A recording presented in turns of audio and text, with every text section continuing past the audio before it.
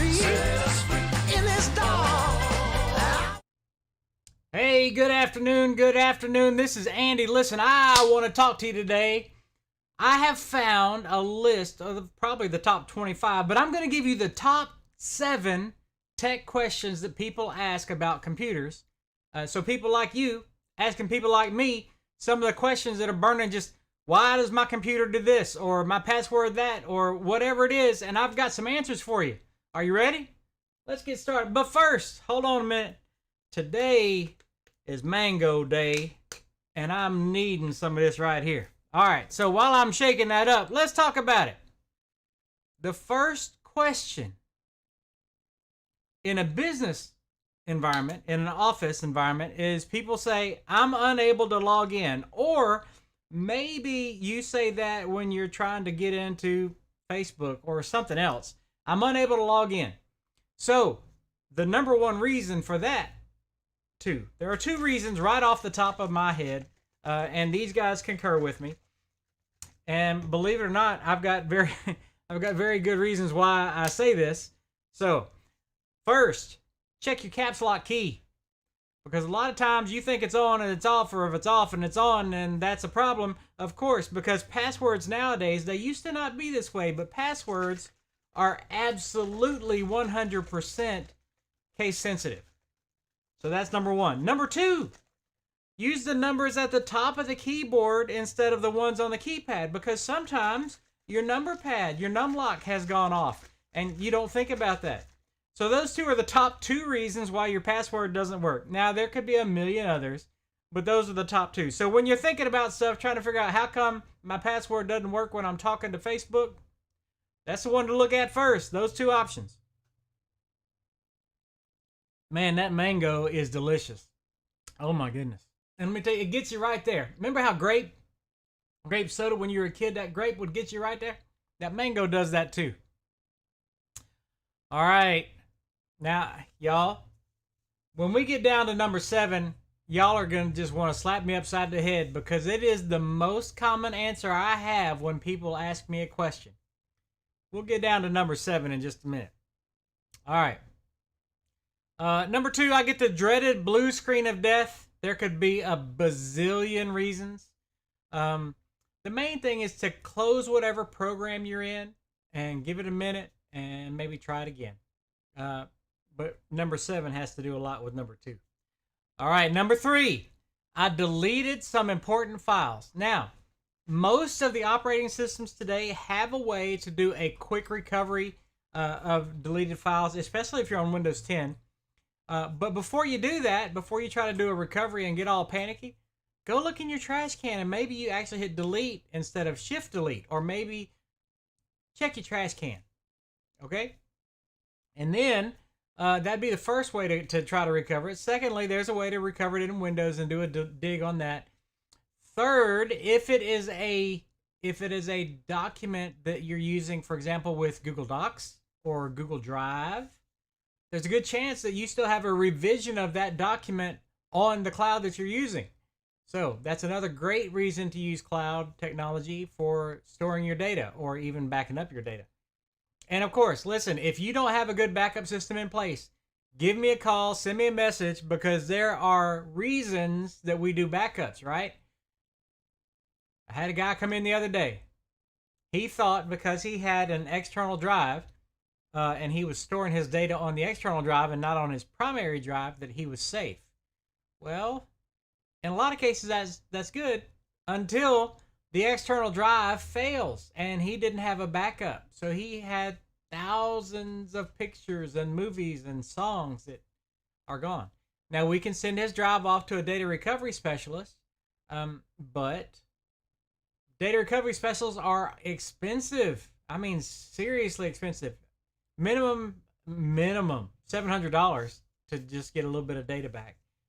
They'll look at it for free and tell you what percentage they anticipate they can recover, and then give you a price based on that. And if you have insurance, that's great. And if you don't have insurance, you might be in trouble. So backup, multiple ways. So you can use an external drive. You can also use a flash drive. You can use a cloud service, a free one like Google Drive or iDrive or Apple, whatever theirs is called, or Microsoft OneDrive. All of those great things help you backing up or making sure you have redundancy. And then, of course, you can use a backup service that is an always active service. So as soon as you make a change in a document, it is automatically backed up to a great service. I like Carbonite. That's what I use more than anything else and what I recommend more than anything else. So go to carbonite.com for that. Now, people will argue with me. You can do what you want to do. I'm giving you the best advice that I know how to give you. All right. Number 4. I just closed my document without saving.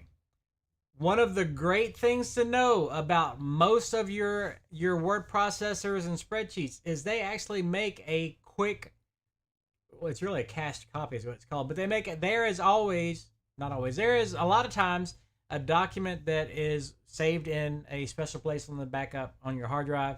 You can do a Google search for that. You can call somebody like me. We can help you. Let's see. Wow.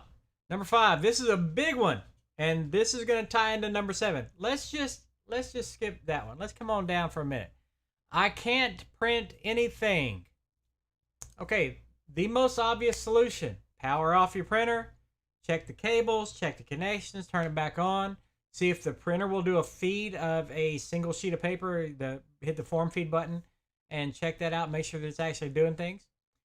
The most common problem when you can't print in Windows is somehow Windows decided that your computer was offline and it never turned it back online. So if you go into the Windows printer area, the utility depends on which version you have, and you check and see if it says set to offline or print in offline or whatever. All it does is it spools the document and saves them until your printer comes back online again. You can turn that back.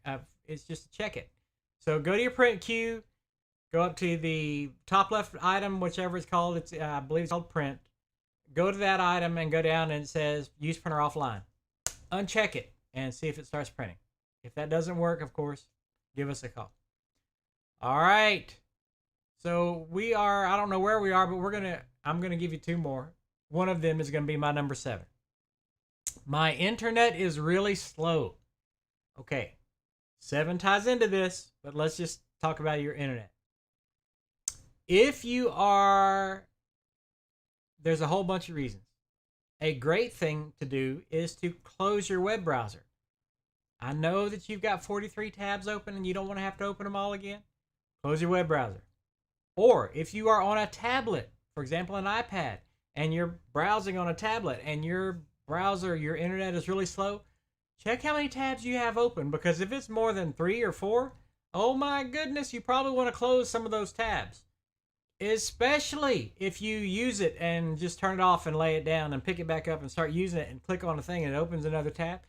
Y'all, in all honesty, I have worked on a tablet, on an iPad that somebody brought to me, said, "Oh no, it's slow. Can you help me?" And I looked at it and I said, "Yes, ma'am." And I took a look at it and she had 123 tabs open, and I'm not exaggerating. Now, one of the great things about an iPad is there's a way, by clicking the down box is what I call it. I don't know exactly what it's called. Click on the down box until it closes all the tabs. Now, there's goods and bads about that. If you want it fixed, that's the way to make it happen. The bads are you may not have saved the data or the form or whatever. And I'm going to tell you I'm sorry, but in order for me to make it work, I'm going to close the tabs. All right, so close your browser up. If you are still slow when you open it back up, there is a huge chance that you have a bunch of temporary data. Remember, we've talked about this before. So if you are on the internet and you're browsing, and even if you close it and open it, it doesn't matter. If you're browsing, every picture you see gets downloaded to your computer in a temporary place. Every video that just flashes by still gets downloaded to your computer in a temporary place. Every sound you hear, everything that you see on the internet is actually downloaded to your computer in some form or fashion in a temporary place. If you empty the temporary files, empty the cache through your browser, oh my goodness, what a difference that's going to make. By the way, that's one of the services that people like me provide when we do a cleanup and update of your computer. So think about that. And that's one of those things that you should be doing at least every 9 to 12 months. More often if you're big on the internet. All right, let me give you my number 7.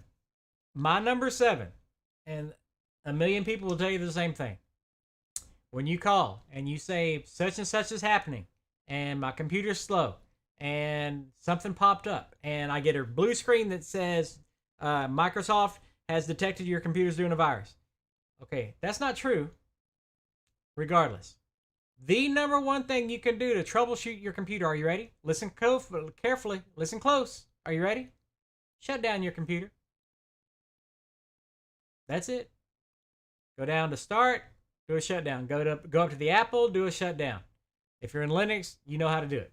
Shut down your computer. Walk away. Get a bottle of water. Get a drink of this good stuff. Oh my. Right there. Shut down your computer, walk away. When you come back, turn it on. And then walk away again. Get another drink. And then when it's all the way up, check and see what happens. I would be willing to bet you a whole quarter. I think I got a quarter in my pocket. If not, I bet you a nickel. Or whatever the equivalent is. If I got 5 pennies. Whatever. I will bet you a quarter that chances are shutting down your computer, walking away, and coming back and using it has made a huge difference in the speed of your computer. Why? Okay. So a long time ago, there used to be this thing called a memory leak. So in today's world, there are still memory leaks, but they don't really call it that anymore. So let me just tell you what happens. When you open a program, okay? When you open a program, Microsoft Word, Internet Explorer, Google Chrome, Mozilla Firefox, when you open a program, it has to allocate a certain amount of memory or system RAM or whatever you'd like to call it to run that program. Maybe it needs to use, let's just be whatever. Maybe it needs to use 400 megabytes. That's crazy high. But let's say it has to use 400 megabytes of memory. When you close the program, and by the way, if it's a browser, each website you go to causes it to expand that 400 to 500 to 600, whatever it might be. When you close it, it doesn't release all of the memory that it allocated. Now, we'd like to think that it does, but really it doesn't.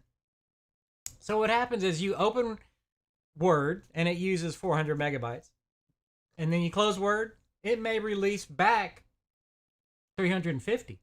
You just lost 50 megabytes of your available system memory. It's just lost. You can't get it back unless you shut down your computer.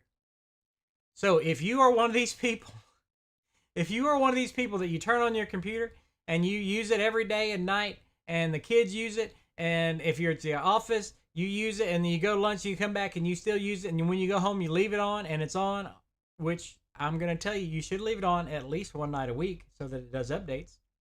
But if you leave it on 24/7, and it's on for a week or two or a month, oh my goodness, can you imagine how many resources, system resources, we'll talk about memory. Can you imagine how much memory it has used because you open a document and close a document, or you open a program and you close a program, and then all these things that are unreleased, allocated resources are just gone? Well, sooner or later, you're operating negative, in all honesty, and it's having to cache that all to the hard drive. So, shut down the computer, walk away, get a drink. I'll take a drink. Oh, that's good. Come back, turn on the computer, go back, get another drink. Come back, use the computer. It will be so much faster. And then, like I said before, if you are using your computer often, the more you get on the internet, the slower it's going to get because you have temporary files there. Call somebody like me that can help you remotely if you can get on the internet and help you clean up your computer. I guarantee you that if you talk to somebody like me and they help you do a clean up and update on your computer every 9 months, more often if you can, then you will notice that a lot of times the computer is markedly faster because of the work that we've done. Getting rid of temporary files, cleaning up stuff that you don't need, doing a scan for viruses, doing a scan for malware. All the stuff that we do to make your computer secure makes it faster. All right, listen, that's all I've got time for today. I have a whole list of the questions that you probably have asked or thought and didn't want to ask because you didn't know who to ask or didn't have anybody on staff to ask or whatever. If you're interested in this list and the answers we have, Or if you're interested in any of these other great documents that I've got for training or questions and answers or whatever, please send me a message. I'd be happy to get it to you because you know you need it. Also, I have a whole bunch of these type of videos. Some of them are how-to videos available on my YouTube channel. If you would like any of those, send me a message and I'll send you the link to the private links to the YouTube channel. You are more than welcome to use it. In the meantime, I hope you had a great lunch or are having a great lunch. I'm about to get on a training call, so you have a fantastic afternoon. We're going to listen to some Look At You Now on the way out, and I'll talk to you later. Be blessed. See you tomorrow at 12:15.